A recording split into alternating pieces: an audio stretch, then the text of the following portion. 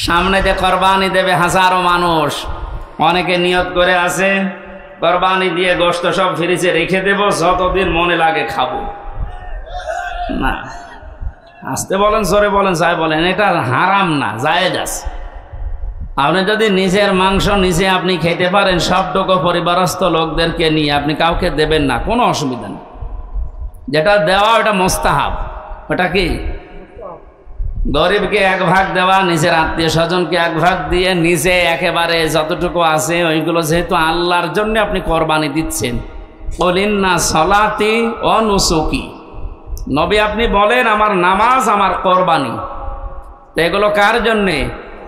আমি আল্লাহকে দান করে দিয়েছি, সব আল্লাহকে হাদিয়া দিয়েছি। এরপরে আমি যে 3 ভাগের 1 ভাগ পেলাম, এইটাই তো বেশি। এরপরও যদি আপনার আত্মীয় স্বজন বেশি হয়, পরিবারের সদস্য বেশি থাকে, আপনি সব নিজে আনন্দ করে খেতে পারেন, পরিবারস্থ লোক বাইরের লোক দাওয়াত দিয়ে খাওয়াতে পারেন, অসুবিধা নেই। কিন্তু এটা ছোট মনের কাজ, যারা ফ্রিজে রেখে রেখে মাঝে মাঝে বের করে খায়। তো আমরা যারা কোরবানি এখন দিচ্ছি, সামনে কেনার জন্য প্রস্তুতি নিচ্ছেন, আপনি যদি মুত্তাকি হতে না পারেন, আপনার জীবনের কোরবানি কিন্তু কবুল হবে না। কোরআনে কারিমে আল্লাহ যেখানে কোরবানি শব্দের ব্যাখ্যা দিয়েছেন যে কোরবানি করো, ওর আগের শব্দে আমার আল্লাহ দিয়েছেন নামাজের কথা। এজন্য এখানে যারা নামাজ আদায় করেন না বা নামাজ পড়েন না, নামাজের শিক্ষা যাদের জীবনে নেই, এক কথায় ফতোয়া দেওয়া যায় যে আপনার কোরবানি হচ্ছে না। ফাসাল্লি লি রাব্বিকা ওয়ানহার, আগে কোরবানি করো, এরপর নামাজ পড়ো। বলেন বলেন। এই জন্য নামাজ যারা পড়ে না তাদের সাথে ভাগ দিলেও আপনারটা হবে না। এটা একটু কড়া হয়ে গেল। আরে ভাই, এই যে পুরাটা মিলে হাত, এতটুকু যদি না থাকে, বাকিটুকু দিয়ে কিছু করা যাবে। যদি বলেন একটু চুলকিয়ে দেন তো কোনো জায়গায়, এতটুকু দিয়ে চুলকাতে পারবেন? আল্লাহ ফাসাল্লি আগে দিয়েছেন যে নামাজ আদায় করো আগে। আরে নামাজের শিক্ষার ভেতরে যে 27টা আছে, তার ভেতরে একটা শিক্ষা হচ্ছে ওয়ানহার, কোরবানি করো। কোরবানি এটা শুধু পশুর ভেতরে সীমাবদ্ধ না, ইসলাম মানতে গিয়েও আপনাকে কোরবানি করা লাগবে।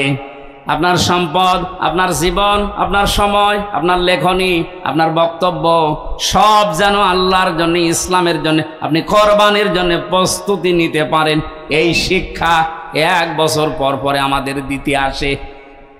পশু কোরবানি করার আগেই নিজের ভেতরের পশুত্বকে যদি আমরা কোরবানি করতে না পারি, কিয়ামত পর্যন্ত হায়াত পেয়েও আপনার কোরবানি আপনি ওই কাবিলের মতো কবুল করাতে পারবেন না। এই জন্য যারা জবাই করার জন্য প্রস্তুতি নিচ্ছেন, কোরবানি পশুর গলায় ছুরি দেওয়ার সঙ্গে সঙ্গে নিয়ত করবেন, আল্লাহ আমার ভেতরের যে পশু আছে, অহংকার, হিংসা, দাম্ভিক্য, এটাও আমি আজকে জবাই করে দিলাম। এইরকম কোরবানি দেওয়া মানুষ বাংলাদেশে ভরি ভরি।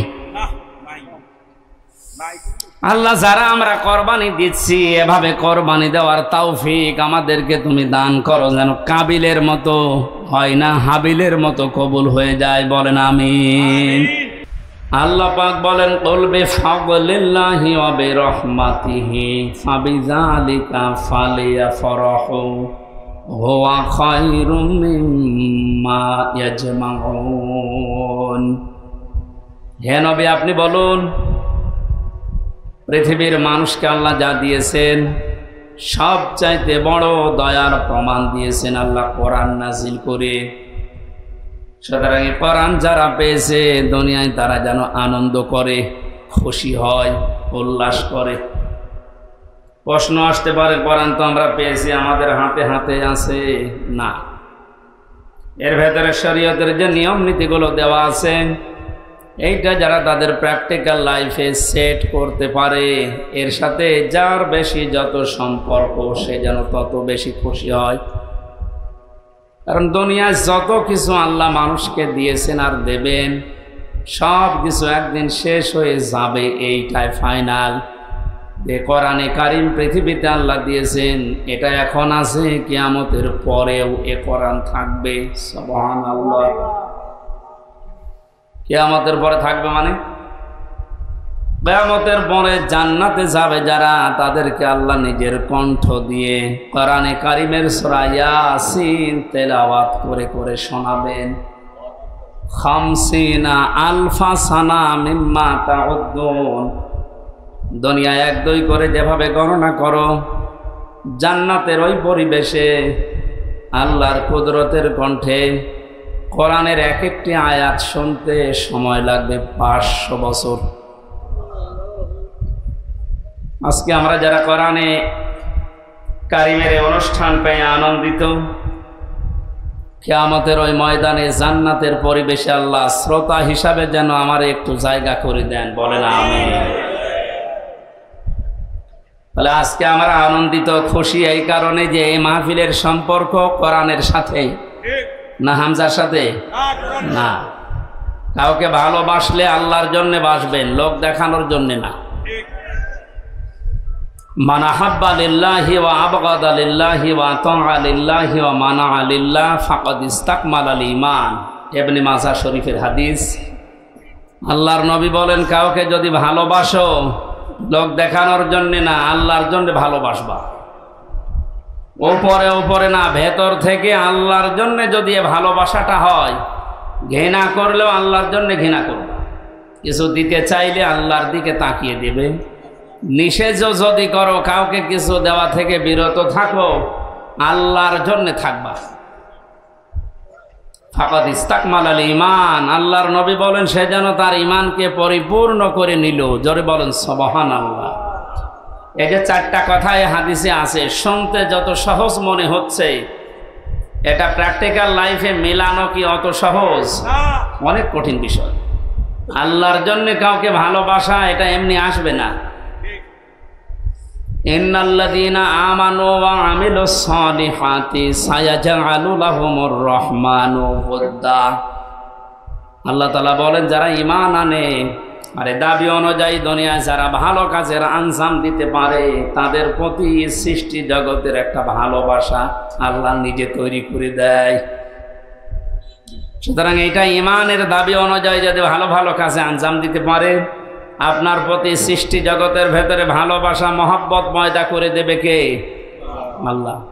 আমরা যদি ভালোবাসি সত্যি কাউকে, আল্লাহর জন্য বাসবো, এই বাস্তবতা আমরা এখনো টের পাইনি অনেকে, এই জন্য হাদিসের ভাষা বুঝতে পারছি না। আল্লাহ আমাকে সহ যারা এসেছি, এখন থেকে মরণ পর্যন্ত কাউকে কিছু দিলে আল্লাহর জন্য দেব। যদি নিষেধও করি, কারোর সাথে যদি ঝগড়াঝাটি হয়, মারামারি হয়, মনোমালিন্য তৈরি হয়, এটা যেন আল্লাহর জন্য হয়। আল্লাহ আমাদের ঈমানকে পরিপূর্ণ করে দেবেন, আর পরিপূর্ণ ঈমানদারের জন্য আল্লাহর বানানো বাগান জান্নাত অপেক্ষা করছে।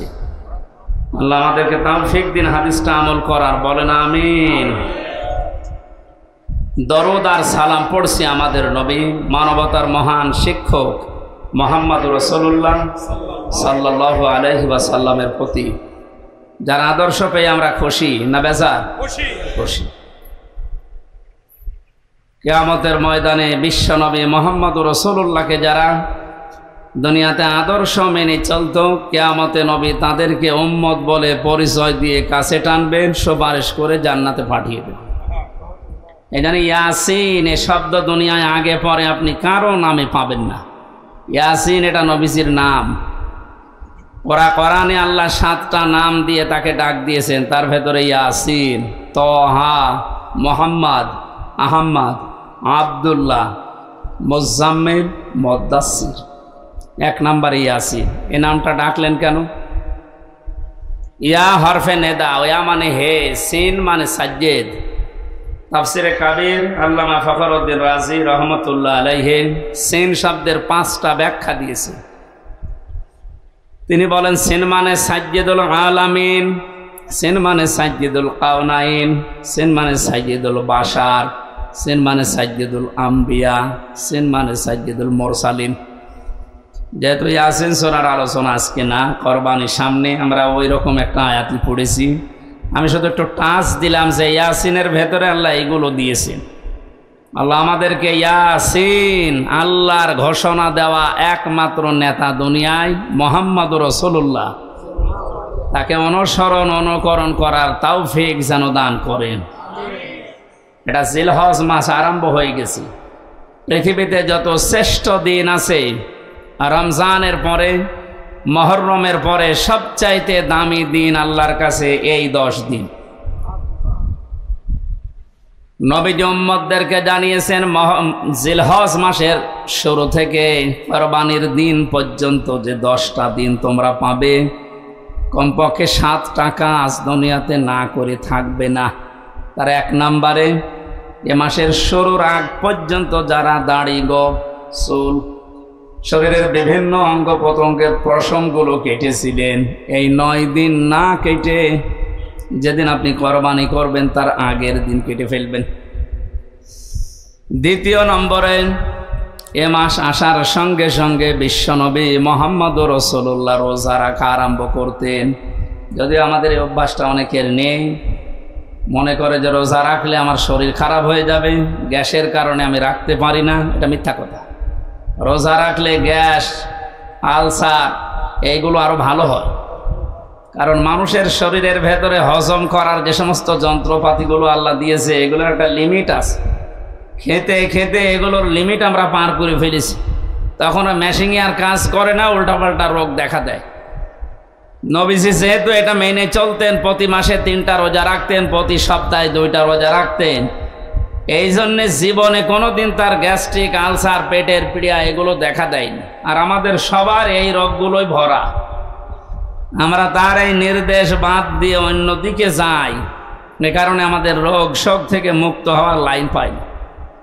নবীজি বলেন খাবারের পরে একটা সুন্নাত আছে, মিষ্টি খাওয়া। কি খাওয়া? বলেন বলেন। এটা ক্লাস চলছে, জবাব দেবেন ছাত্রের মতো। খাবারের আগে সুন্নাত আছে 3টা, খাবারের পরে কয়টা? আগে। পরেরটা আমাদের অনেকের মনে থাকে বা আমরা করি। আগে যে 3টা আছে ওটা মনেও থাকে না, ও করেও না। বিশ্বনবী জানিয়েছেন আমার উম্মতেরা যখন খাবার খাবে পেটকে যেন 3 ভাগ করে নেয়। খাবার পেলেই আপনি মরণের খাওয়া খাবেন না। 3 ভাগ করার ভেতরে 1 ভাগ খালি রাখবেন হজম হওয়ার জন্য, 1 ভাগ খাবার আর 1 ভাগ পানি। এটা দিয়ে যদি কেউ নিয়ম করে খাবারের পরে একটু মিষ্টি জাতীয় কিছু খায়, ওগুলো হজম হতে সাহায্য করে, কোনোদিন ওর পেটের পীড়া দেখা দেবে না। এরপরে সপ্তাহে 2 দিন রোজা আছে, সোম আর বৃহস্পতিবার। এরপরে মাসে 3টা রোজা আছে, 13, 14, 15 তারিখ। এগুলো করলে আপনার হজম শক্তি বাড়তে থাকবে, কারণ মেশিনগুলো একটু রেস্ট পাবে। আমরা এগুলো রেস্ট দিতে চাই না। জনমের খাওয়া খায়, টোটি পর্যন্ত খায়, এরপরে মিষ্টি খাওয়া সুন্নত, তার মানে আরো খাবার চায়। আপনার রোগ বাসা বাঁধবে না? বাঁধবে কি? সামনে যে কোরবানি দেবে হাজারো মানুষ, অনেকে নিয়ত করে আছে কোরবানি দিয়ে গোশত সব ফ্রিজে রেখে দেব, যতদিন মনে লাগে খাবো না। আসতে বলেন, জোরে বলেন, যাই বলেন, এটা হারাম না, জায়েজ আছে। আপনি যদি নিজের মাংস নিজে আপনি খেতে পারেন, সবটুকু পরিবারস্থ লোকদেরকে নিয়ে আপনি কাউকে দেবেন না, কোনো অসুবিধা নেই। যেটা দেওয়া ওটা মোস্তাহাব। ওটা কি? গরিবকে 1 ভাগ দেওয়া, নিজের আত্মীয় স্বজনকে 1 ভাগ দিয়ে নিজে একেবারে যতটুকু আছে ওইগুলো, যেহেতু আল্লাহর জন্য আপনি কোরবানি দিচ্ছেন। বলিন্না সলাতি ও নুসুকি, নবী আপনি বলেন আমার নামাজ, আমার কোরবানি, এগুলো কার জন্যে? আমি আল্লাহকে দান করে দিয়েছি, সব আল্লাহকে হাদিয়া দিয়েছি। এরপরে আমি যে 3 ভাগের 1 ভাগ পেলাম, এইটাই তো বেশি।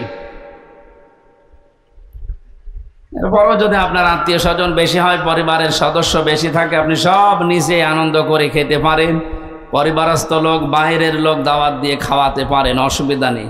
কিন্তু এটা ছোট মনের কাজ, যারা ফ্রিজে রেখে রেখে মাঝে মাঝে বের করে খায়। আমি খাবারের কথা বলছিলাম। বিশ্বনবী মুহাম্মদুর রাসূলুল্লাহ খাবারের আগে যে 3টা সুন্নাতের কথা বলেছেন, আমরা যেন মনে রাখতে পারি। আমিন। তাহলে মাসে জিলহজ শুরু হলে নবীজি রোজা রাখতেন। এখানে রোজা আছেন কিনা আমি জানি না। আগামী যে কয়েকদিন সময় পাচ্ছেন কোরবানির আগে, যদি সমর্থ থাকে, শরীর স্বাস্থ্য ভালো থাকে, রোজা রাখবেন। 3 নম্বরে মাস আসলে নবীজি জিকির বাড়িয়ে দিতেন। কি বাড়াতেন? আরো জোরে বলেন। জিকির কি? কোরআনে কারিমে আল্লাহ জিকির করার জন্য আদেশ দিয়েছেন ওইভাবে, উযকুরুল্লাহা কামা আল্লামাকুম, তোমরা জিকির করো আল্লাহর ওইভাবে যেভাবে আল্লাহ তোমাদের শিখিয়েছেন। বাংলাদেশের কুমিল্লা জেলার বড়রা আর দেবিদ্বার আমি খোঁজ রাখি কিছু না কিছু, এই সমস্ত জায়গাগুলোতে জিকিরের নামে যে ফিকির আরম্ভ হয়েছে এই কয়েক বছর ধরে, আগে ছিল কিনা আমি জানি না, এগুলো বন্ধ করবেন।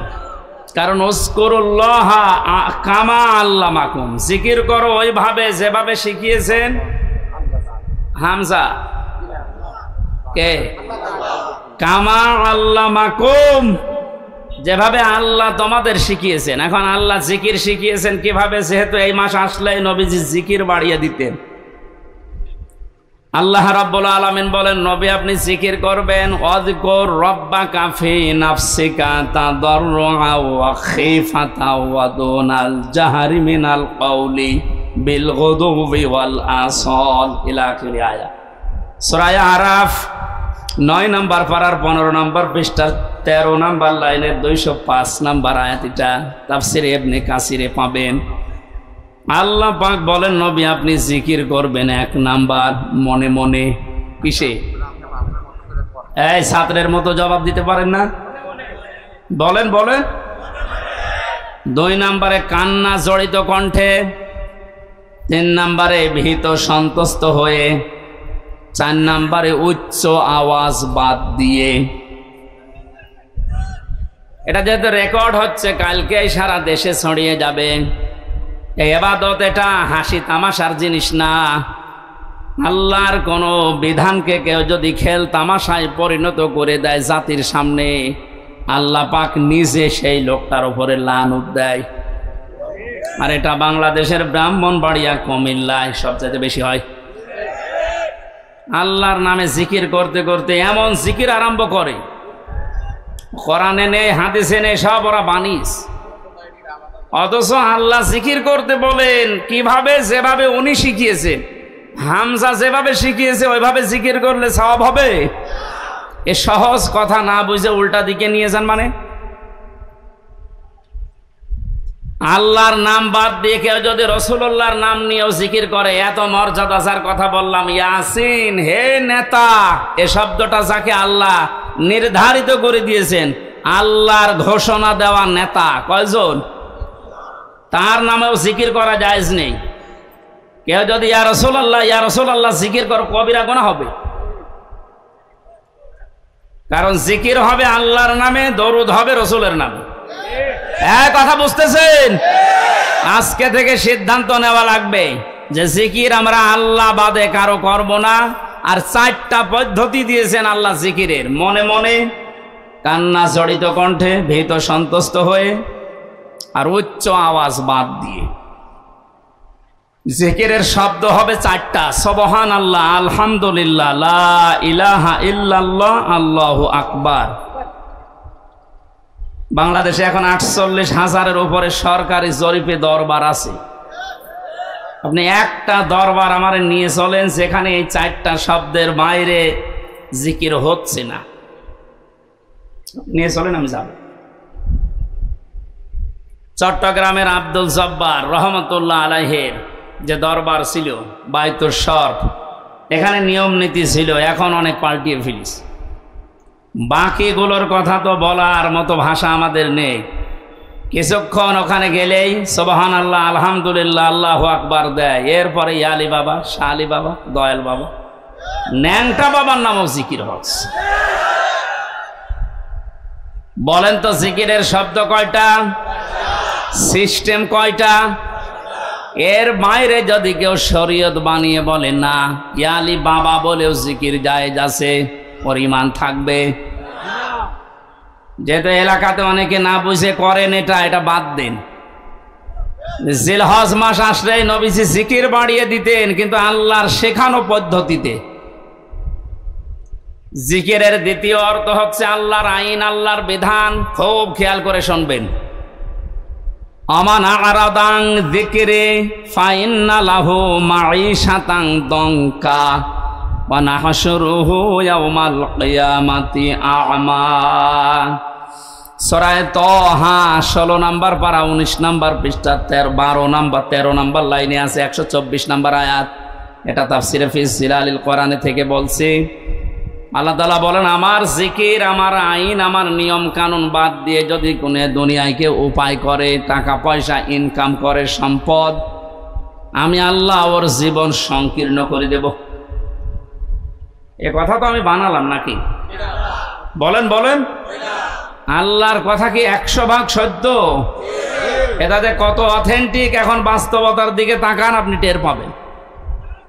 দংকার আমি 27টা ব্যাখ্যা পেয়েছি তাফসিরে। 1 নম্বরে, পৃথিবী থেকে যদি আল্লাহর আইন বাদ দিয়ে, আল্লাহর বিধান যেটা আছে ওইটা বাদ দিয়ে উপায় করে টাকা পয়সা, চর্ম চোখে দেখবে যে হ্যাঁ উপায় হচ্ছে, আল্লাহ পাক বলেন ওর ভেতরে 1 নম্বরে আমি কোনো বরকত রাখবো না। চর্ম চোখে দেখবে যে টাকা পয়সা 10 লাইন দিয়ে আসতেছে, 15 লাইন দিয়ে চলে যাওয়ার ব্যবস্থা করে দেব। 2 নম্বরে, দুনিয়াতে ওই লোকটা কোনোদিন ওই সম্পদ আল্লাহ পাক তাকে ভোগ করতে দেবে না। এটা আমি বানালাম না, মানে এটা আমি বানালাম। আপনি এই দেশের দিকে আজ তাকান, যারা আল্লাহর আইন বাদ দিয়ে উপায় করছে, আপনি দেখবেন চর্ম চোখে তাদের ব্যাংক ব্যালেন্স, টাকা পয়সা, নাড়ি বাড়ি গাড়ির অভাব নেই, দেশে জায়গা হয় না, অনেকে আবার বেগম পাড়াও বানায়। কিন্তু বাস্তবতায় আল্লাহ কি অ্যাকশন নেয়, ওগুলো দিয়ে তাদেরকে আল্লাহ ভোগ করতে দেয় না। 2 নম্বরের, এই 3 নম্বরের ব্যাখ্যায় পেয়েছি, এ মানুষটা যখন বিদায় নেবে দুনিয়া থেকে, সবচাইতে অবৈধ ইনকাম যারা দুনিয়ায় করে, এদেরকে আল্লাহ লাঞ্ছিত ভাবে, অপমানিত ভাবে, বেঈমান অবস্থায় বিদায় দেবে। পৃথিবী সাক্ষী হয়ে থাকবে তাদের মরণে। কুষ্টিয়ার পাশে ঝিনাইদহ জেলার একজনে যে কিছুদিন আগেই মারা গেছে, কি অবস্থা তার, যে ডিটেলস এখন আসতেছে, 200 কোটি টাকার মামলা। লোকটা মারা যাবার পর তার লাশের একটা টুকরাও খুঁজে পাওয়া যাচ্ছে না। আজ কয়েকদিন ধরে তার মেয়ে পর্যন্ত কেঁদে কেঁদে বলছে, একটা টুকরা দেন, একটু জানাজা করে মাটি দেয়, তাও সান্ত্বনা পাবো। ফেসবুকে কয়েকদিন আগে দেখেছি কলকাতায় খেজুর গাছের সাথে 2টা বিচি ঝুলিয়ে আছে। অনেকে বলছে এটা ওই লোকের বিচি না, এটা তাকিয়ে দেখলাম যে না, মানুষের বিচি অত বড় হয় না, ওটা মনে হয় ছাগলের বিচি হবে। কোন জায়গায় আল্লাহ মানুষকে নামিয়েছে আপনি টের পাচ্ছেন? আমি শুধু হাসির খোরাকে দেওয়ার জন্য বলি না, এটা বাস্তব দংকার। 3 নম্বর ব্যাখ্যা, দুনিয়ায় সত্যি যদি আল্লাহর আইন বাদ দিয়ে কেউ উপায় করে, মহান আল্লাহ পাক তাকে এমন অবস্থায় দুনিয়া থেকে বিদায় দেবে, ওই লোকটা দুনিয়ায় সাক্ষী হয়ে থাকবে, ইতিহাস হয়ে থাকবে। পৃথিবী প্রকম্পিত হয়ে যাবে তার মরণ দেখে। 4 নম্বর ব্যাখ্যা আছে, এই লোকটা যখন মারা যাবে ঈমান তো পাবে না, মরণের সঙ্গে সঙ্গে কবরে দিতে দিতে ওর শাস্তি আল্লাহ নিজে ফেরেশতা দিয়ে আরম্ভ করবে। 4 নম্বরটা আমি বানালাম নাকি? সবগুলো তাফসীর থেকে আমি নোট করে এনেছি, আপনি বাড়িতে এসে মিলাবেন, দেখবেন আপনার সাথে 2-1টা মিলে যাচ্ছে। এই জন্য আল্লাহর জিকির মানে আল্লাহর আইন, আল্লাহর বিধান। আল্লাহর বিধান বাদ দিয়ে দুনিয়াতে সত্যি কেউ যদি উপায় করে, শরীক ফাঁকি দিয়েছেন যারা, শরীক ফাঁকি দেয় না দেশে? কত মানুষ এখন হজে আল্লাহর ঘর তাওয়াফ করছে, নবীজিকে সালাম দিচ্ছে রওজার পাশে দাঁড়িয়ে, অথচ নিজের আপন ভাইয়ের জমি জাল দলিল করে নিজের নামে লিখে নিয়েছে। এটা আমি মনে হয় বেশি বলে ফেললাম না, আমি নিজে ছিলাম হজে, দেখিস হজে আসার সময় বনের সম্পদগুলো ফাঁকি দিয়ে নিজের নামে লিখে নিয়েছে। মানে বোনকে তো মানুষ করে বিয়ে দিয়েছি, এই যথেষ্ট, আবার জমি দেব কেন? জমি দেবে কেন মানে তুমি তোমার বাবার ছেলে, আর ওইটা কি ও ধার করিয়ে নিস? আপনি আল্লাহর একটা বিধান পালন করার জন্য 7.5 লাখের উপরে টাকা খরচ করে হজে গেলেন, অথচ বোনের 3 লাখ টাকা আপনি আত্মসাৎ করে গেলেন। এখানে বিধানটা কার ছিল? ওখানে আপনি এক আল্লাহর বিধান 2 রকম করে ফেললেন। এই জন্য শরিক যারা ফাঁকি দিচ্ছেন, দঙ্কার ব্যাখ্যা পড়তে পড়তে আমি এটা পেয়েছি, দুনিয়াতে যারা ভাই বোন ছেলে মেয়ে জনগণ এ শরিক যারা ফাঁকি দিয়ে দুনিয়ায় চলবে, এই মানুষগুলো মরণের সঙ্গে সঙ্গে কবরে আমার আল্লাহ নিজে আযাব শুরু করবে। কারণ কি? কারণ আপনার নিচে যারা আছে এরা আপনার কাছে এতিম। এরা কি? বলেন বলেন। ইন্নাল্লাযীনা ইয়াকুলুনা আমওয়ালাল ইয়াতামা যুলমান ইন্নামা ইয়াকুলুনা ফি বুতুনিহিম নারা ওয়া সায়াসলাউনা সাঈরা। সূরা নিসা 4 নম্বর পারার 17 নম্বর পৃষ্ঠার 14 নম্বর লাইনের 10 নম্বর আয়াত। এটা ইবনে কাসিরে আছে। আল্লাহ পাক বলেন, নিশ্চয় যে বা যারা বর্তমানে খাচ্ছে ভবিষ্যতেও খাবে। এটা মোজারে, প্রেজেন্ট, ফিউচার, 2টা কাল দিয়েছেন ইয়াকুলুনার ভেতরে। আমওয়ালাল ইয়াতামা যুলমান, এতিমদের মাল সম্পদ জুলুম করে। প্রশ্ন আসতে পারে, এতিমের মাল আমি খাই না, আমি একটা অফিসের এমডি, আমার নিচে যারা আছে এদের বেতন থেকে কিছু কেটে খাই। আপনি একটা অফিসের এমডি যদি হয়ে থাকেন, আপনার নিচে যারা আছে হাদিসের ভাষায় সবগুলো আপনার কাছে এতিম। এই কথা বলে না কেন? কুমিল্লা জেলার ডিসি যিনি আছেন, এসপি যিনি আছেন প্রশাসনিকভাবে, ওনার নিচে এ জেলায় যত থানার ওসি, টিওনো, যত পুলিশ কনস্টেবল আছে সব তার ওই চেয়ারের কাছে এতিম। এজন্য এতিমের সাথে ভালো ব্যবহার করা, এতিমের সম্পদ যারা আত্মসাৎ করে, কোরআনের ভাষায় এই মানুষগুলো আল্লাহ পাক বলেন এরা জাহান্নামের আগুন দিয়ে পেট ভরে। প্রশ্ন আসতে পারে, কয় আগুন তো আমি খাই না, আমি কাতলা মাছ খেয়েছি, আমি ইলিশ মাছ খেয়েছি। আপনি যদি সত্যিই মানুষের সম্পদ আত্মসাৎকারী হয়ে থাকেন, শরিক ফাঁকি দেওয়া লোক এখানে যদি থাকে, সম্পদ যতই আপনি ভালো খাবার খান না কেন, আল্লাহর ভাষায় ওটা জাহান্নামের জ্বলন্ত আগুন। পরে আমার মনে হচ্ছে বাংলাদেশে এখন 100 জনের প্রায় 95 জন জাহান্নামের আগুন খাচ্ছে। বলেন না, ওই 5 জন বাকি আছে, ওর ভেতরে আমি আছি। হ্যাঁ, তাহলে তো ভালো। বাস্তবতা এইটাই দেখতে পাচ্ছি। প্রাইমারিতে চাকরি নিতে হলেও যোগ্যতা থাকার পরও আপনাকে 10 লক্ষ টাকা দেওয়া লাগছে। যদি ওই সিস্টেম এখন অনেকটা পাল্টিয়েছে পরীক্ষার মাধ্যমে, আলহামদুলিল্লাহ। আগের যে সিস্টেমগুলো ছিল, ওভাবে যোগ্যতা থাকার পরেও যাদের কাছে টাকা পয়সা নেওয়া হয়, এরা তো আপনার কাছে, আপনার এই দপ্তরের কাছে এতিম। এরা এতিম না? এদের কাছ থেকে আপনি হাদিয়া বলে নেন, আর তৌফা বলে নেন, আর চাই বলে নেন, স্পিরিট মানি বলে অনেকে নেয়। এগুলো সব হবে আল্লাহর ভাষায় জাহান্নামের আগুন। আল্লাহ এতটুকু যদি শেষ করে দিতেন, দুনিয়ার হিসাবে আমি আয়াত পড়তাম না। পরের শব্দটা মারাত্মক, ওয়াসায়াসলাউনা সাঈরা। সিন, সাউফা, কদ, লাম, এরকম 13টা শব্দ আছে আরবি গ্রামারে। কোন সেন্টেন্সের আগে যদি একটা আসে, অর্থ হয় অতি তাড়াতাড়ি। আল্লাহ পাক এখানে সিন দিয়ে জানিয়েছেন, মানুষের সম্পদ যারা ফাঁকি দিয়ে খাও, জোর করে জুলুম করে অন্যায় ভাবে খাও, মিথ্যা মামলা দিয়ে তারা জেলে দিয়ে তার পরিবারের কাছ থেকে অবৈধভাবে টাকা নাও, না এদেশে বন্ধ হয়ে গেছে? হাজারো মানুষ এরকম বিপদে আছে। শরিক ফাঁকি দিয়ে যারা খাও, এ মানুষগুলো শুধু মরতে দেরি, যেহেতু তুমি বেঈমান হয়ে মরবে, ঈমান পাবে না। ওই যে দঙ্কার 4 নাম্বার ব্যাখ্যা, যারা অবৈধ ইনকাম করে ওদের ঈমান নসিব আল্লাহ বন্ধ করে দেয়। বলেন নাউজুবিল্লাহ।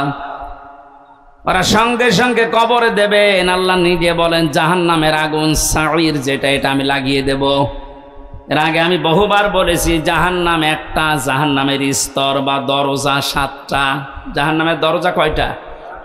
এই 7টার ভেতরে সাঈর একটা।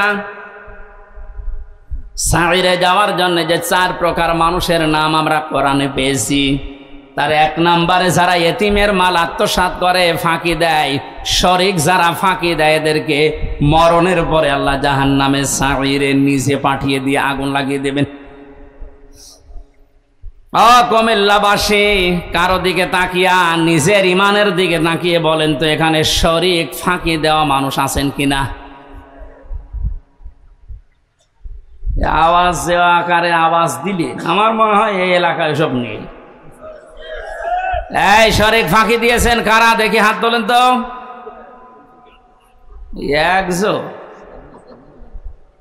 আমি তো তামাশা করি নাই ভাই।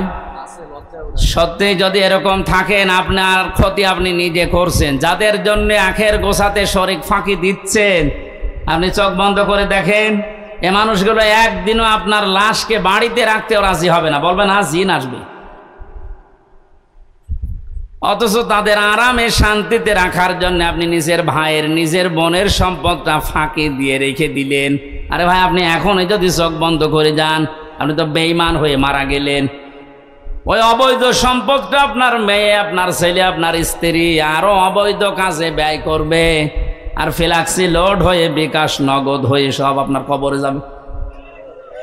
যদি বলেন আমার তো নগদ খোলা নেই, এমনি খুলে যাবে, খোলা লাগবে না। আল্লাহ আমাদেরকে সহজভাবে বুঝ যেন দান করেন, বলেন আমিন। জিলহজ মাস 4 নম্বরে নবীজি বেশি বেশি যেটা করার জন্য আহ্বান জানিয়েছেন, সেটা হচ্ছে এই মাস যারা পাবে, সমর্থ যদি থাকে, অবশ্যই যেন তারা হজ করে। আজ হাজারো মানুষ হজ করার সমর্থ থাকার পরও হজে যাচ্ছে না। এখানে যারা দায়িত্বে আছেন, এই মন্ত্রণালয়ে যারা আছেন, আমাদের পাশের রাষ্ট্র হিন্দু রাষ্ট্র, হজে যাওয়ার পরে আমি দেখেছিলাম ওখান থেকে হজে যেতে বাংলাদেশের 3 ভাগের 1 ভাগ টাকা লাগে।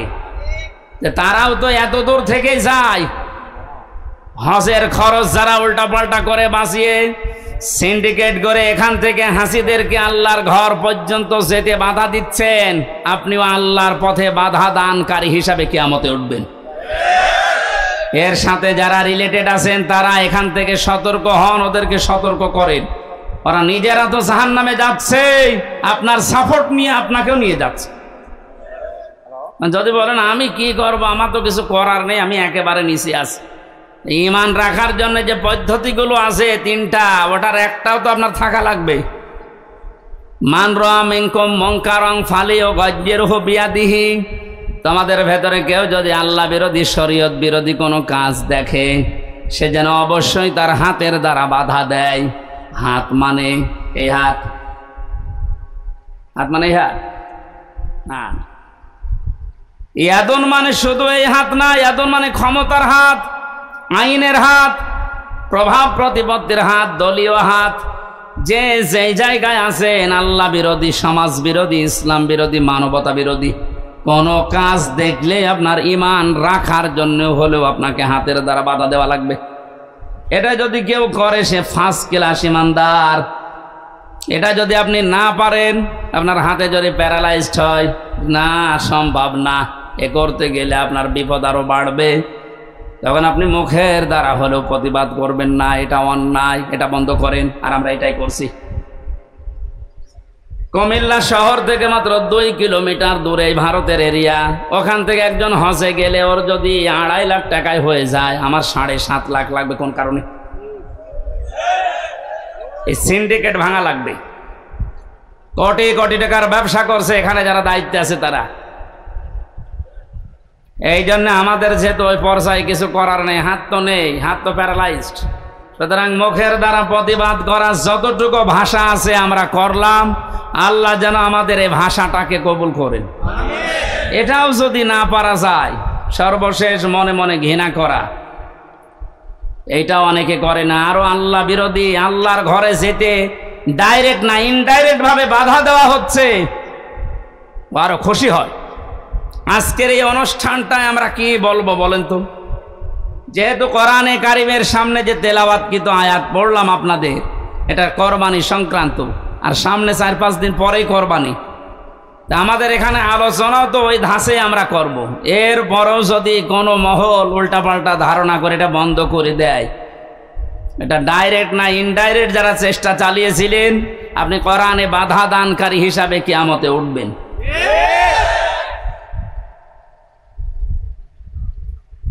জাহান্নামের স্তর বলেছিলাম কয়টা? বলেন বলেন। এই 7টার ভেতরে একটা ভয়ঙ্কর দরজার নাম আছে। এই দরজা দিয়ে আল্লাহ তাদেরকে প্রবেশ করাবে যারা পৃথিবীতে কোরআনে কারিমের অনুষ্ঠানগুলোতে বাধা দেয়। আর এই দেশে এখন দিন দিন এই পজিশন বাড়ছে। মানুষ ওগুলো খুব বেশি না, কয়েকটা। আল্লাহ আমাদেরকে হেদায়েত দান করেন, বলেন আমিন। এই জন্য হজ করার সামর্থ্য যাদের আছে হজ অবশ্যই করে মারা যাবেন। হজ করার সামর্থ্য থাকার পরও যদি কেউ হজ না করে মারা যায়, নবীজি বলেন ও হয় ইহুদি হয়ে মরবে নাই খ্রিস্টান হয়ে মরবে, ওটা আমার দেখার দরকার নেই। ধরে বলেন নাউজুবিল্লাহ। জিলহজ মাসের এই আমলগুলো আমরা শুরু করতে পারি। আল্লাহ আমাদেরকে সবাইকে যেন তৌফিক দেন।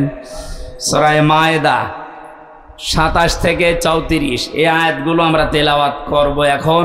এর আলোকে কোরবানির সামনে নিয়ে কিছু মাসলা মাসাইল আকারে তাফসীর নিয়ে কথা বলবো ইনশাআল্লাহ। জবান খোলে কোরআনের এই সোনালী আয়াতের অংশ বিশেষ একটু পড়েন। শয়তান যদি আশপাশে থাকে ও যেন চলে যায়। কারণ পৃথিবীর কোনো ইবাদত করার আগে আউযুবিল্লাহ পড়া লাগে আমি পাইনি। নামাজ পড়তে হলে আউযুবিল্লাহ পড়া লাগবে, আছে? যদি না পড়েন আপনার নামাজ হবে না, এই কথা কেউ বলতে পারে না। রোজা রেখেছেন আউযুবিল্লাহ পড়েননি, আপনার রোজা হবে না। এই যে হজে যাচ্ছে যারা আউযুবিল্লাহ পড়েনি, হজ হবে না। কোরআন পড়তে গেলে যদি কেউ আউযুবিল্লাহ না পড়ে, কোরআন পড়া তো হবে না, আরো ওর গুনাহ হবে। কারণ এটা ওয়াজিব তরক করার গুনাহ হবে। ফাইদা ক্বরাতাল কুরআনা ফাস্তাইজ বিল্লাহি মিনাশ শাইতানির রাজিম। হে নবী, আপনি যখন কোরআন আরম্ভ করবেন তখন আল্লাহর কাছে আশ্রয় চান শয়তান থেকে। এটা কি নফল না ওয়াজিব? বলেন বলেন। কেন এত গুরুত্ব বলেন তো? নামাজের মতো, রোজার মতো, হজের মতো এত বড় বড় বিধান পালন করতে গেলে আউযুবিল্লাহ পড়া লাগছে না, অথচ কোরআন পড়তে গেলেই পড়া লাগে। এই কারণেই, কারণ অন্যান্য ইবাদতে শয়তান মানুষকে যত না ধোঁকা দেয়, কোরআনের কাছে আসলে তার চাইতে বেশি ধোঁকা দেয়। কারণ শয়তান জানে যদি ওর কাছে আসে, আর এটা যদি জানে আমি শয়তানি করব কোথায়, কারণ শয়তানি করার জায়গা থাকবে না। এই জন্য সবচাইতে বড় বাধা ওর কোরআনের কাছে মানুষ আসতে চাইলেই ও বিভিন্ন অ্যাঙ্গেলে বাধা দেয়। আজকেও বাধা দিচ্ছিল। এই জন্য আশপাশে যদি থাকে শয়তান, সে মানুষ হোক আর জিন হোক, ও যেন চলে যায়। বলেন আউযু বিল্লাহি মিনাশ শাইতানির রাজিম। বিসমিল্লাহির রহমানির রহিম।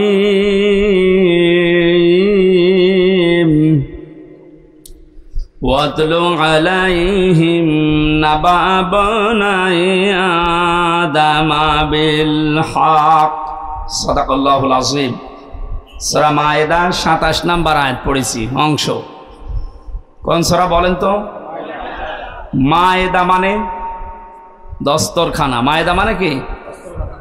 দস্তরখানা নামে আল্লাহ একটা সূরা দিলেন, অথচ এর গুরুত্ব অনেকের কাছেই নেই। দস্তরখানা বিছিয়ে খাবার খাওয়ার সিস্টেম এখন এই টেবিল চেয়ার এসে অনেক উঠে গেছে। নবীজি নিচে মাটিতে বসে খাবার খেতেন দস্তরখানা বিছিয়ে, কিন্তু এখন এই সিস্টেমগুলো বাদ হয়ে যাচ্ছে। কেন এই সিস্টেম ছিল বলেন তো? আল্লাহর নবী জানিয়েছেন কেউ যদি দস্তরখানা বিছিয়ে পড়ে যাওয়া খাবারগুলো তুলে খেতে পারে, ও যেন জান্নাতের হুরদের দেন মোহর আদায় করে ফেলেছে। সুবহানাল্লাহ। একটু বুঝে শুনে বলেন। আপনি কি এখনো মারা গেছেন? বলেন না কেন? জান্নাতে গেছেন? বলেন বলেন। হুরদের সাথে বিয়ে আপনার হয়েছে? দেন মোহর তো দূরের কথা, এখনো মারা যাননি, জান্নাতেও যাননি, হুরদের সাথে বিয়ে হয়নি, তো দেন মোহর আদায় হবে কথা বললেন কেন? ছোট্ট একটা আমল মাত্র। সত্যিই যদি আপনি এই আমল এখন থেকে জীবনে আরম্ভ করতে পারেন, বিজ্ঞান এখন জানিয়েছে কেউ যদি মাটিতে বসে, পাটিতে বসে, নিচে বসে নবীজি যেভাবে খাবার খেতেন ওই খাবারের সুন্নত আদায় করে খাবার খেতে থাকে, খেতে খেতে ওর অর্ধেক খাবার হজম হওয়ার কথা, কারণ ওইভাবে পেটে বসলে পেটে চাপ লাগে। আর আমরা যেভাবে বসে খাই ওভাবে ওই সিস্টেম নেই, আমরা দিন দিন পাল্টিয়ে ফেলছি।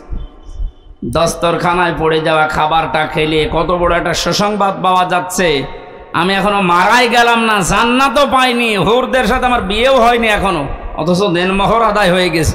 তার মানে নবীর এই কথার সিগনিফিকেন্স হচ্ছে আমি যেন জান্নাতে প্রবেশ করে ফেলেছি। এই ছোট আমল আমরা যেন না ছাড়ি, ছোট মনে করি, এটা অনেক বড় আমল। 2 নম্বরে বিশ্ব নবী বলেন, কোন মানুষ যদি দস্তরখানায় পড়ে যাওয়া খাবার তুলে খেতে পারে, ওর শরীরের ভেতরে যে 360টা হাড় আছে, জোড়া দেওয়া আছে হাড়গুলো, এই হাড়গুলোর সাদগা আমার আল্লাহ আদায় করে দেন। সাহাবায়ে কেরামের সামনে যখন এই হাদিসটা বলা হয়েছিল, গরিব সাহাবীরা বলে, হে নবী আমরা গরিব মানুষ, 360টা হাড়ে যে জোড়া দেওয়া আছে, যে আঙ্গুলের ভেতরে জয়েন্টগুলো আছে, এই কেনুয়ের ভেতরে জয়েন্ট আছে, হাঁটুর ভেতরে জয়েন্ট আছে, 360টা আছে জোড়া জয়েন্ট।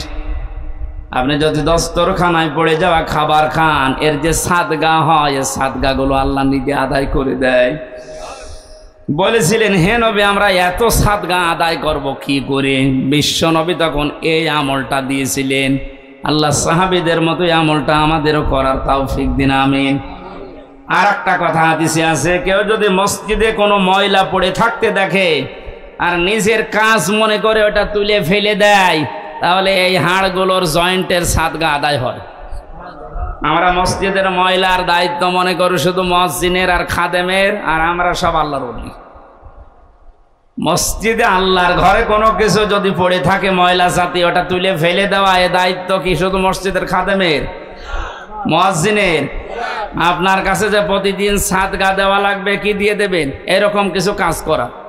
এমনকি রাস্তায় কোনো কষ্টদায়ক বস্তু যদি পড়ে থাকে, ওইটা যদি কেউ তুলে ফেলে দেয়, সে যেন তার ঈমান আছে এটার প্রমাণ দেয়।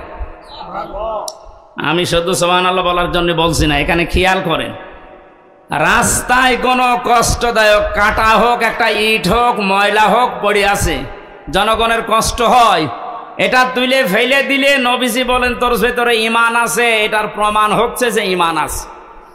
যে মুসলমানের ঈমানের 77টা শাখা, তার সর্বনিম্ন শাখা রাস্তার কষ্টদায়ক বস্তু তুলে ফেলে দেওয়া। সেই মুসলমান কোনো মানুষকে দুনিয়ায় কষ্ট দিতে পারে, এটা কি বিশ্বাস করার মতো? সুতরাং অন্যান্য জাতির উপরে যে উল্টাপাল্টা কাজগুলো হয় মাঝে মাঝে দেখি এই দেশে, এগুলো কোনো মুসলমানের কাজ না, কাজ ওদেরই আমাদের উপর চাপিয়ে দেয়। কোন মুসলমান যদি এ কাজ করেও বুঝবেন ও মুসলমানের ভেতরে ঈমান নেই। বলেন তো, রাস্তার কষ্টদায়ক বস্তু তুলে ফেলা যেখানে ঈমানের একেবারে সর্বনিম্ন স্তর, সেই মুসলমান কোনোদিন সন্ত্রাসী হতে পারে? বলেন বলেন, জঙ্গি? আপনি কাঁটা পেলে, রাস্তা ইট পেলে আরো তুলে ফেলে দেবেন যেন মানুষের কষ্ট না হয়। আর বাংলাদেশের মানুষের ঘরের আবর্জনা, নিজের উঠানের ময়লা সব এনে রাস্তায় জমা করে, ও কোন ঈমানের পরিচয় দেব? আমাদের কুমিল্লা জেলা একটু পরিষ্কার আছে, এই জন্য টের পাচ্ছেন না। এগুলো যারা করছেন আপনার ঈমানই নেই, এটা ঈমানের সর্বনিম্ন একটা স্তর। এইটাও যদি আপনি না করতে পারেন, আরো রাস্তায় সব ময়লা মাটি এনে জমা করে, তা আপনি নবীর হাদিস অনুযায়ী বিশ্বাস করেন আপনার ঈমান নেই। আপনার কি নেই? আপনি বলেন না আমি তো কালেমা পড়ি। আরে ভাই, কালেমার তো সর্বনিম্ন স্তর এইটা, আপনার এইটাই নেই তো প্রথমটা থাকলো কি করে? এখনো তো 77টা আছে। আল্লাহ আমাদের সহজভাবে বোঝার তৌফিক দাও, বলেন আমিন। সূরা মায়েদায় 120টা আয়াত আছে, 16টা রুকু আছে। 4 নাম্বার রুকুর 27 নাম্বার আয়াতের অংশ পড়েছি, মাত্র একটা আয়াতের 4 ভাগের 1 ভাগ। আপনি একটু খেয়াল করে শোনেন, কত কথা আল্লাহ এর ভেতরে লুকিয়ে রেখেছেন। হযরত আদম আলাইহিস সালামের 2 সন্তানের ব্যাপারে আল্লাহ আমাদেরকে শোনাতে বললেন। কুরবানি সংক্রান্ত বিষয় এখানে আছে। এ পৃথিবীতে প্রথম মানুষ হত্যা করেছিল এই কাবিল হাবিলকে। এই জন্য দুনিয়ায় যত হত্যা হবে অবৈধভাবে, এই লোকটার আমল নামায় মানুষ হত্যার একটা গণা যেতেই থাকবে কিয়ামত পর্যন্ত।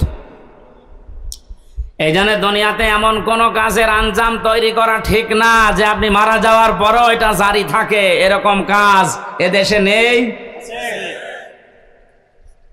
জেনে শুনে বুঝে শুনে এরকম কোন কাজে হাত দেবেন না যে আপনি নেই অথচ এটা বিকাশ হয়ে আপনার কবরে যাচ্ছে। আল্লাহ রাব্বুল আলামিন সতর্ক করছেন, অতলো হে নবী আপনি তেলাওয়াত করেন, আলাইহিম নাবাবনাই আদামা বিল হক। এটা কুমিল্লার দেবীর দ্বার, এই যে উম্মত গুলো বসে আছে এদের সামনে আপনি তেলাওয়াত করেন আদম নবীর 2 সন্তানের কাহিনী, যথাযথভাবে সঠিকভাবে এদেরকে আপনি ইতিহাস শোনান। প্রশ্ন আসতে পারে, হাজার হাজার বছর আগে পৃথিবীর প্রথম মানব হযরত আদম আলাইহিস সালাম, তার 2 সন্তানের কাহিনী শুনে আমরা করব কি না? তারা যে একটা বিষয়কে নিজেদের পক্ষে আনার জন্য আল্লাহর যে পদ্ধতি কোরবানি দেওয়া, আমি ইতিহাস বলার জন্য এখানে বসি নাই, তাফসীর থেকে কয়েকটা কথা আনার জন্য, শিক্ষা দেওয়ার জন্য বলছি। হযরতে আদম নবীর সন্তান জোড়া জোড়া তৈরি হতো ওই সময়, আগের পক্ষের পরের পক্ষের এভাবে মিল করে তিনি বিয়ে দিতেন। যেহেতু মানুষের সময় কম ছিল, ওই সময় শরীয়তে ওটা জায়েজ ছিল। বিবাহ দেওয়ার জন্যে তাসলিমা আর আকলিমা, মেয়েটা সুন্দর ছিল, এই জন্য আগের পক্ষের এই কাবিল বলে না আমি এটা মানি না, আমার পক্ষে যে আসবে এটা সুন্দরী হয়নি, এই জন্য আমি ওকে বিয়ে করব না, আমি ওইটা চাই। মেয়েদের প্রতি ভালোবাসা, তাদের সৌন্দর্যের প্রতি, তাদের চেহারার প্রতি আকর্ষণ, এটা আমার আল্লাহ দুনিয়া তৈরি হওয়ার পর থেকে করে দিয়েছে। যুজ্জিনা লিন্নাসি হুব্বুশ শাহাওয়াতি মিনান নিসা, মানুষকে আমি শোষণ করে দিয়েছি, আকর্ষণীয় করে দিয়েছি 9টা জিনিসকে তাদের সামনে। 1 নম্বরে মেয়ে লোকের চেহারার প্রতি ভালোবাসা, আকর্ষণ, এটা তৈরি করে দিয়েছে কে? এই যে পরীক্ষার জিনিস এটা। এখন যদি বলেন আল্লাহ তৈরি করে দিয়ে আল্লাহ আবার আমাকে শাস্তি দেবে কোন কারণে, এইটাই পরীক্ষা। আপনার মতোই মানুষ আর একজন আছে, সে তো এরকম সুযোগ পাওয়ার পরও এই কাজ করে না, আপনি করলেন কেন? হযরতে আদম নবী আলাইহিস সালামের মনে শান্তি ছিল না, তাকে আমার আল্লাহ জান্নাতে এত নিয়ামত দিয়েছিলেন, তারপরও তিনি আনন্দ শান্তি পাচ্ছিলেন না। আল্লাহ রাব্বুল আলামিন তার মনের অবস্থা বোঝার পর তিনি যখন নিদ্রায় গেছেন তন্দ্রাচ্ছন্ন, ওই সময় একটা হাড় তার শরীর থেকে বের করে সুন্দরী মহিলায় যে হাওয়া আলাইহিস সালামকে বানিয়ে রেখেছিলেন। তাফসীরে কাবীরের ভেতরে পেয়েছি পৃথিবীতে 4 জন মহিলাকে আল্লাহ সব চাইতে সৌন্দর্য দিয়েছেন, তার ভেতরে হাওয়া আলাইহিস সালাম 1 নাম্বার, ইব্রাহিম নবীর প্রথম স্ত্রী হযরতে সারা 2 নাম্বার, হযরতে ইউসুফ নবীর স্ত্রী জুলাইখা 3 নাম্বার, 4 নম্বরে মোহাম্মদ রাসূলুল্লাহর ছোট মেয়ে হযরতে ফাতিমাতুজ জোহরা রাদিয়াল্লাহু তাআলা আনহা।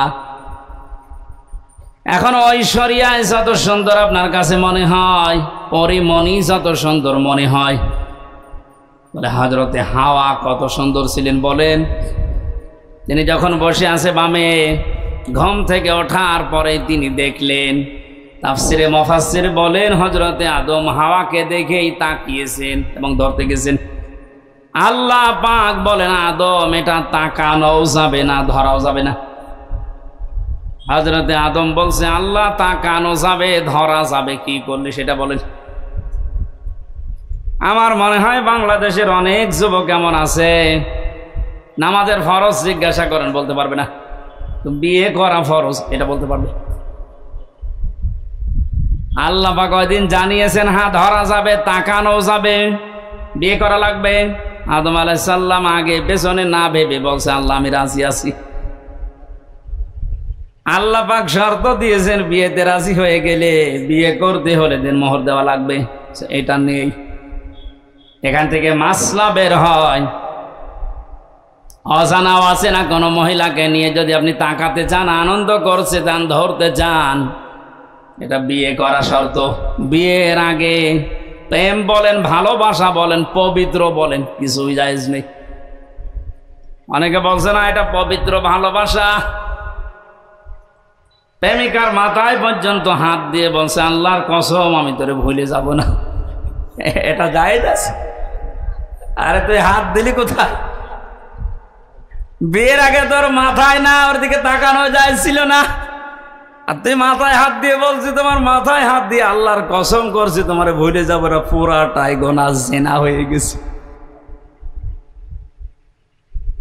আদম নবী আলাইহিস সালাম যখন বলেন আমি রাজি আছি, আল্লাহ বলেন আগে বিয়ে করো, দেন মোহর কই? বলেন নেই। আল্লাহ পাক সুযোগ দিয়ে জানিয়েছিলেন আমার নবী মুহাম্মদুর রাসূলুল্লাহর উপরে 10 বার দরুদ শরীফ পড়ো, এইটাই দেন মোহর হিসাবে মেনে নিলাম।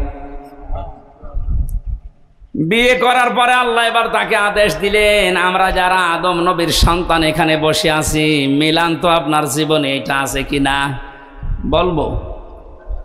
অকুলনা ইয়া আদামু সুকুন আনতা ওয়া যাওজুকাল জান্নাতা ওয়া কুলা মিনহা রাগাদান হাইসু শি'তুমা ওয়ালা তাকরাবা হাদিহিশ শাজারাতা ফাতাকুনা মিনাজ জালিমিন। জন্মের পর থেকে আয়াতটা আমিও শুনেছি। এর ভেতরে যে এত গুরুত্বপূর্ণ 4টা শিক্ষা আছে অনেকে আমরা জানি না। আলেম যারা আছেন তাদেরকে এবার বলছে একটু খেয়াল করেন। হযরতে আদম নবীকে আল্লাহ আলাইহিস সালামের সাথে বিবাহ পড়িয়ে দিলেন জিবরাইলকে সাক্ষী দিয়ে, ডাক দিয়ে বললেন আদম তোমার বউকে নিয়ে এবার তুমি যাও জান্নাতে। জান্নাত আদম আলাইহিস সালামের বাড়ি আর আমাদের বাবার বাড়ি। এই কথা বলবেন এখন, জান্নাত আমাদের, আরো জোরে বলেন, বলেন আর একবার। তাহলে আয়াত থেকে প্রথম মাসলা বের হয় বিয়ে করার পরে বউ নিয়ে বাবার বাড়ি যাওয়া লাগবে। আর অনেকে এখন ঘর জামাই থাকে না, এ জেলায় নেই। বিয়ে করে বউ নিজের বাবার বাড়ি নিয়ে যাওয়া লাগবে, আর আপনি সহ থেকে যাচ্ছেন। 2 নম্বরে ওয়াকুলা মিনহা রাগাদান হাইসু শি'তুমা। আলেমদেরকে বলছি আল্লাহ কিন্তু আংতা ওয়াকুলা এ শব্দ দিতে পারতেন, মাঝখানে আংতা নেই। আজ বাংলাদেশ সহ বিশ্বে যারা নারী স্বাধীনতা আন্দোলন নামে, নারী মুক্তি পরিষদ, নারী বিপ্লব পরিষদ, এরকম 13টা সংগঠন এই দেশে এখন কাজ করছে নারীর স্বাধীনতা দেওয়ার জন্যে। আপনি নারীকে আর কি সম্মান দেবেন, কি অধিকার দেবেন? আল্লাহর কোরআনের আয়াতের দিকে তাকান। পৃথিবী তৈরি হওয়ার পরে আল্লাহ নারীদেরকে কি অধিকার দিয়ে দিয়েছেন? আল্লাহ বলেন বিয়ে করে বউ বাড়িতে নিয়ে যাওয়ার পরে নিচে খাবে হবে না, আংতা নেই। আল্লাহ বলেন কোলা একবারে দিয়ে বচন দিয়েছি, তুমি যেই মানের খাবার খাবে, যেই মানের পোশাক পরবে, যেই মানের ঘরে থাকবে, স্ত্রীকে ওই রকম জায়গায় ওই রকম খাবার ওই রকম পোশাক দেওয়া লাগবে। এটা নফল না, এটা ফরজ। আজ হাজারো পরিবারে এইটা নেই, এই জন্য অশান্তি। তাই আমার কথা বুঝতেছেন? নিজে তো বাইরে ভালো মন্দ ভালোই খাচ্ছে, যাওয়ার সময় বর জন্য বাদাম নিয়ে যাচ্ছে। আপনি যে মানের খাবার খেয়েছিলেন, যে মানের পোশাক পরেছিলেন, যেই মানের থাকেন ওইভাবে তার ব্যবস্থা করে দেওয়া লাগবে। এটা নির্দেশ আল্লাহর আদম নবীর উপরে। আল্লাহ বলতে পারতেন আংতা, হে আদম তুমি মরণের খাওয়া খাও, এরপরে যদি থাকে বউকে দাও না। একবারেই কোলা দিয়ে আল্লাহ মেয়েদেরকেও আমাদের সাথে শামিল করে দিয়েছেন সমান। 3 নাম্বারটা তো আরো কঠিন। হাইসু শি'তুমা, যেখানে ইচ্ছা যাবে এই বাগানে এই জান্নাতে, যা ইচ্ছা খাবে। তার মানে আয়াত থেকে মাসলা বের হয় বিয়ে করার পরে বউকে তালাবদ্ধ হয়ে ঘরে বসিয়ে রাখবেন না, মাঝে মাঝেই তাকে বেড়াতে নিয়ে যান বিভিন্ন জায়গায়। আপনি এমন এমন জায়গায় নিয়ে যাবেন যেন সে আনন্দ পায়। এমন একটা অনুষ্ঠানে নিয়ে যান, হ্যাঁ এখানে আর শেষের শব্দ একটু ঝামেলা আছে। আল্লাহ বলেন হাইসো সে তোমা, তুমি নিয়ে যাও যেখানে ইচ্ছা যাও, যা ইচ্ছা খাও। দোয়ালা তাকরাবা হাদিহি শাজারা, এই গাছের কাছে যাবে না। কোন গাছ? না না, এটা আমিও জন্মের পর থেকে শুনছি যে গন্ধম গাছ। আরে ভাই, এটা যদি শুধু গন্ধম গাছ উদ্দেশ্য হবে, তে দুনিয়ায় আয়াত নাজিল করার আল্লাহ দরকার কি? আধুনিক তাফসির গুলো আপনি দেখবেন, সেখানে শুধু গন্ধম গাছ না, প্রায় 33টা অর্থ লেখা আছে। আপনার বউ নিয়ে আপনি এমন বর্ডার পার হওয়া যাবে না যে বর্ডার পার হলে আপনি আবার বিপদে পড়েন। কুমিল্লা শহর থেকে 2 কিলোমিটার পরে ভারতের কি বর্ডার? বলেন না কেন? পাসপোর্ট বাদ দিয়ে, ভিসা বাদ দিয়ে কেউ যদি যায় নিরাপদে যেতে পারবে। ওটা সীমানা, বর্ডার। আল্লাহ পাক বলেন আমারও বর্ডার আছে দুনিয়ায় 500। কত? আপনি 500 বর্ডার জানেন? এগুলো শরীয়তের বর্ডারের ভেতরে দেওয়া আছে। দুনিয়াতে বিবাহ করার পরে বউ নিয়ে আসবা, খাবা, চলাফেরা করবা, অনুষ্ঠানে যাবা, কোনো বাধা নেই। কিন্তু সাবধান, আল্লাহর বর্ডার যেন পার না হয়। এমন অনুষ্ঠানে যাওয়া যাবে না যেখানে গেলে নিজেরও পর্দা থাকে না, বউরও পর্দা থাকে না। এরকম অনুষ্ঠান দেশে নেই? শিশু মেলায় যাচ্ছে বউ নিয়ে, শিশু নেই, শুধু শিশুর খালার আর মামারা। ওখানে গেলে আপনার আরো অ্যাক্সিডেন্ট হবে। সুতরাং যদি জানেন যে এখানে গেলে নিজেরও আল্লাহর বিধান মানা যায় না, বউ মানতে পারবে না, ওইরকম অনুষ্ঠানে যাওয়া যাবে না। ওইরকম বিবাহ অনুষ্ঠানে যাওয়া যাবে না যেখানে গেলে নিজে আল্লাহর বর্ডার পার হয়ে যাওয়া লাগে, স্ত্রীও পার হতে বাধ্য হয়। এখন যদি বলেন না গেলে আবার আত্মীয়তা থাকে না, আল্লাহর বিধান বাদ দিয়ে যদি আত্মীয়তা নষ্ট হয়ে যায়, যাক, ওইরকম আত্মীয় দরকার নেই। যে আত্মীয়র কারণে জাহান্নামের আগুনে যাওয়া লাগবে, ওইরকম আত্মীয় থাকার চাইতে না থাকাই ভালো। লা তাআতা লিমাখলুকিন ইল্লা বিমাসিয়াতিল খালিক। আল্লাহর নাফরমানি হয়, দুনিয়ায় কারো অনুসরণ করা, আনুগত্য করা জায়েজ।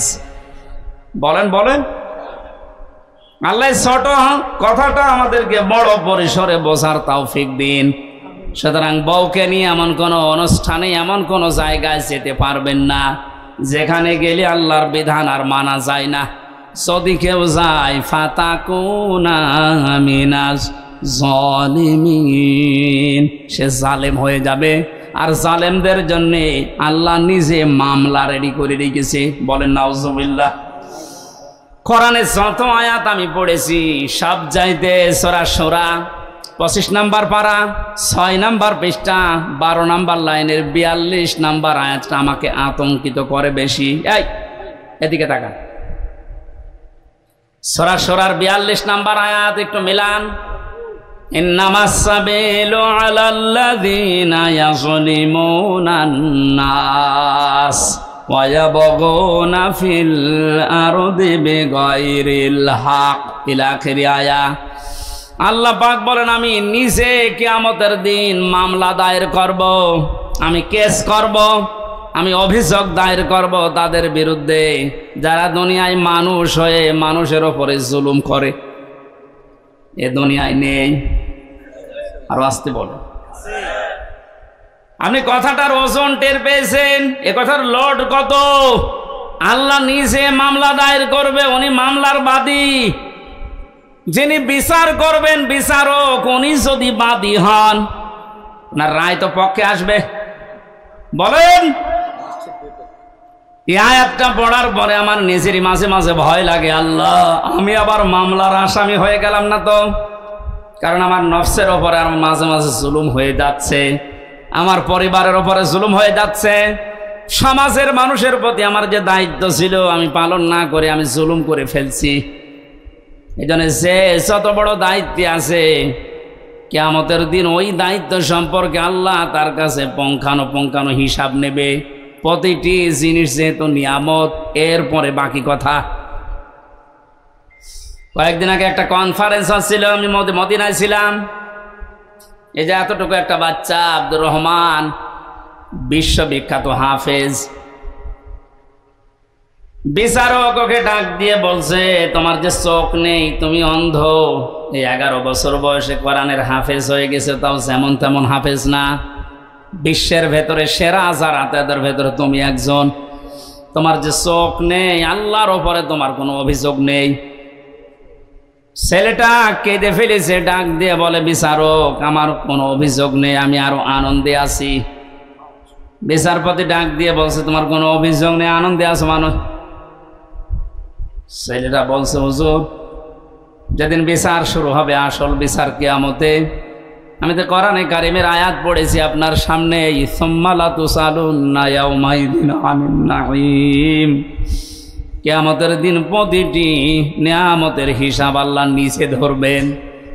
আমার পা থেকে শুরু করে মামারা যখন মাথা পর্যন্ত হিসাব আল্লাহ শুরু করে দিয়েছে, পা দিয়ে, এরপরে হাঁটু দিয়ে, এরপরে পেট দিয়ে, হাত দিয়ে, আস্তে আস্তে আমার কাছে চোখের কাছে যখন আসবে, আমি আল্লাহকে বলতে পারবো, অন্তত মাবুদ একটু দাঁড়ান, আপনি চোখের হিসাব আমার কাছে নেবেন, আমার তো দুনিয়ায় চোখ ছিল না, এদিকে তাকে হলেও দয়া করে আমার হিসাবটা আপনি সহজ করে দেন। আল্লাহ নিজে বিচারপতি হবেন। ও কুমিল্লাবাসী, কি মনে হচ্ছে আপনার কাছে আমি জানি না, কথাটা নরম হলেও অনেক বড় কথা এটা। আল্লাহ নিজে বিচারপতি আর নিজে মামলার বাদী। এই দেশে যে যত বড় দায়িত্বে আছে, সে যদি আপনার মামলার বাদী হয়, জেল থেকে বেরানো আপনার কঠিন হবে। কথা বলে না কেন? প্রধানমন্ত্রী শেখ হাসিনা যদি আপনার বিরুদ্ধে মামলা দেয়, আপনি তো কালকেই বের হয়ে যাবেন নাকি?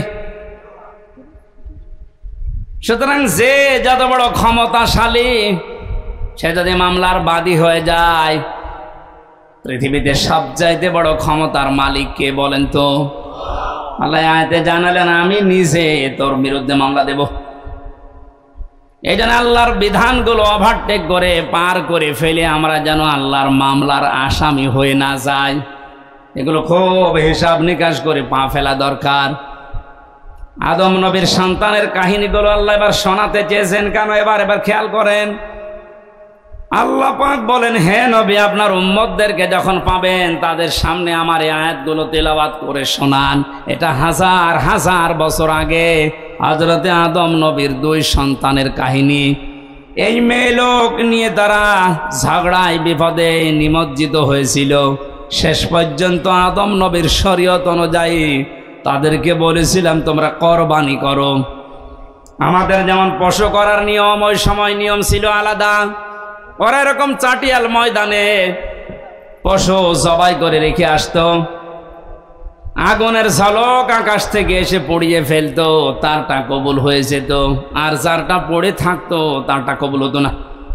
আমার মনে হয় এই শরীয়ত যদি এখন আমাদেরও থাকতো, এই দেশে কত মানুষের কোরবানি ধরা পড়ে যেত। আমার ভাইরা, বেশি সময় হয়ে গেল, শেষ করে দি নাকি? আমার তো কেবল আয়াত শুরু হচ্ছে, গরমের ভেতরে তো আসলে 1 ঘন্টা হয়ে গেছে, শেষ করে দি। যে না মানে এই যে মানুষগুলো ব্যস্ত না, এদের আরো কাজ আছে, আমারও কাজ। হ্যাঁ, চালাবো, ছেড়ে দি। এত এত লং টাইম কথা বলায় গরমের ভেতরে। তারা কোরবানি দিয়েছিল, একজনেরটা যখন কবুল হওয়ার পরে আর একটা হয়নি, প্রতিহিংসার বশবর্তী হয়ে হাত উত্তোলন করেছিল মারার জন্যে। আল্লাহ রাব্বুল আলামিন এই কাহিনীটা শোনানোর মাধ্যমে আমাদেরকে সতর্ক করছেন, এ দুনিয়া থেকে যদি কাঙ্ক্ষিত মানের জায়গায় যেতে না পারো, যার কারণে যেতে পারো না, ওর প্রতি প্রতিশোধ পরানো হলে তার ক্ষতি করো না, যেটা সবচাইতে বেশি আমরা করি। ইদ করবা কুরবানান ফাতুকব্বিলা মিন আহাদিহিমা ওয়া লাম ইউতাকাব্বাল মিনাল আখার ক্বালা লা আকতুলান্নাক। এই কাবিল তখন ডাক দিয়ে বলেছিল, ভাই তুমি কি এমন কাজ করো যে তোমারটা আগুনের ঝলক এসে পুড়িয়ে ফেলেছে? আমিও তো তোমার সাথেই বসবাস করি, আমারটা নিয়ে নিল না। তুমি যেহেতু পথে এখন বাধা হয়ে আছো, তোমার এই রাখবো না, তোমার শেষ করে দেই। হযরতে কাবিল হাবিল ওই সময় যে কথাটা বলেছিল শুধু ওই সময়ের জন্য না, এটা কিয়ামত পর্যন্ত আয়াতটা কোরআনে থাকবে, এখন আছে। আমাদের জন্য শিক্ষা হচ্ছে, হাবিল বলেছিল ক্বালা ইন্নামা ইয়াতাকাব্বালুল্লাহু মিনাল মুত্তাকিন। হে ভাই কাবিল, কান খাড়া করে শোনো, দুনিয়াতে শুধু তাকওয়া মুত্তাকি যারা, এই মানুষগুলোর সম্পদ জীবন আল্লাহ কবুল করে থাকেন। আয়াত দ্বারা প্রমাণিত। আমরা যারা কোরবানি এখন দিচ্ছি, সামনে কেনার জন্য প্রস্তুতি নিচ্ছেন, আপনি যদি মুত্তাকি হতে না পারেন, আপনার জীবনের কোরবানি কিন্তু কবুল হবে না। কোরআনে কারিমে আল্লাহ যেখানে কোরবানি শব্দের ব্যাখ্যা দিয়েছেন যে কোরবানি করো, ওর আগের শব্দে আমার আল্লাহ দিয়েছেন নামাজের কথা। এজন্য এখানে যারা নামাজ আদায় করেন না বা নামাজ পড়েন না, নামাজের শিক্ষা যাদের জীবনে নেই, এক কথায় ফতোয়া দেওয়া যায় যে আপনার কোরবানি হচ্ছে না। ফাসাল্লি লিরাব্বিকা ওয়ানহার, আগে কোরবানি করো এরপর নামাজ পড়ো। বলেন এই জন্য নামাজ যারা পড়ে না তাদের সাথে ভাগ দিলেও আপনারটা হবে না। এটা একটু কড়া হয়ে গেল।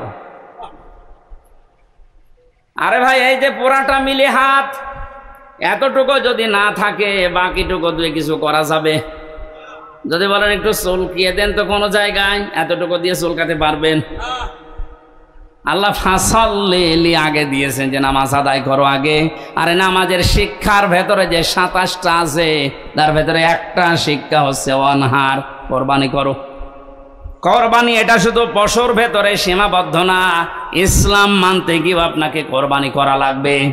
আপনার সম্পদ, আপনার জীবন, আপনার সময়, আপনার লেখনী, আপনার বক্তব্য সব যেন আল্লাহর জন্য, ইসলামের জন্য আপনি কোরবানির জন্য প্রস্তুতি নিতে পারেন। এই শিক্ষা 1 বছর পর পরে আমাদের দিতে আসে। পশু কোরবানি করার আগেই নিজের ভেতরের পশুত্বকে যদি আমরা কোরবানি করতে না পারি, কিয়ামত পর্যন্ত হায়াত বেও আপনার কোরবানি আপনি ওই কাবিলের মতো কবুল করাতে পারবেন না। এই জন্য যারা জবাই করার জন্য প্রস্তুতি নিচ্ছেন, কোরবানি পশুর গলায় ছুরি দেওয়ার সঙ্গে সঙ্গে নিয়ত করবেন, আল্লাহ আমার ভেতরের যে পশু আছে অহংকার, হিংসা, দাম্ভিক্য, এটাও আমি আজকে জবাই করে দিলাম। এইরকম কোরবানি দেওয়া মানুষ বাংলাদেশে ভরি ভরি। আল্লাহ, যারা আমরা কোরবানি দিচ্ছি, এভাবে কোরবানি দেওয়ার তৌফিক আমাদেরকে তুমি দান করো, যেন কাবিলের মতো হয় না, হাবিলের মতো কবুল হয়ে যায়। বলেন আমিন।